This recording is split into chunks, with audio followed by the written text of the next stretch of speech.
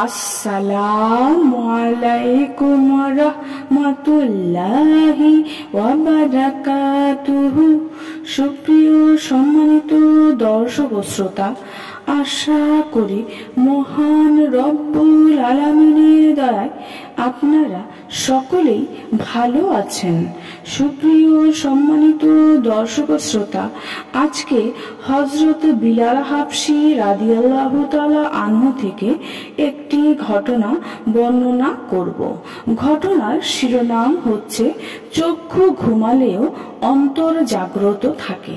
সুপ্রিয় সুধী মণ্ডলী, আশা করব আপনাদের নিকট ঘটনাটি শেষ পর্যন্ত শুনবেন।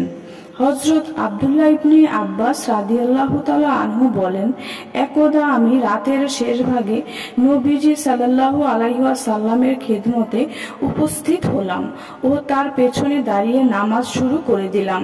নবীজি সাল্লাল্লাহু আলাইহি ওয়াসাল্লাম আমাকে সামনে এনে নিজ বরাবর দাঁড় করিয়ে দিলেন। যখন তিনি নামাজ শুরু করলেন, আমি তখন পেছনে সরে এলাম। তখন তিনি নামাজ থেকে অবসর হলেন। তখন আমাকে বললেন, আমি নিজে যখন তোমাকে নিজ বরাবর দাঁড় করাচ্ছি তখন তুমি সরে যাচ্ছ কেন? আমি বললাম, হে আল্লাহর রাসূল, কার এমন যোগ্যতা আছে যে আপনার সঙ্গে দাঁড়াবে অথচ আপনি আমার রাসূল?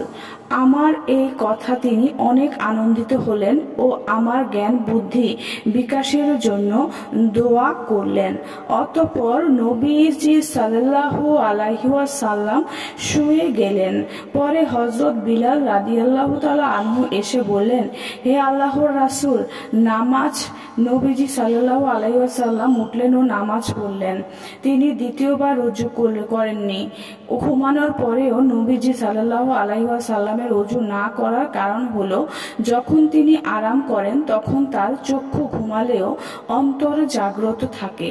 অন্তর জাগ্রত থাকার উপর ভিত্তি করেই ওযু ভাঙার আশঙ্কা ছিল না। এটা কেবল নবীজি সাল্লাল্লাহু আলাইহি ওয়াসাল্লামের বৈশিষ্ট্য। অন্য কেউ ঘুমালে তার ওযু ভঙ্গ হয়ে যাবে।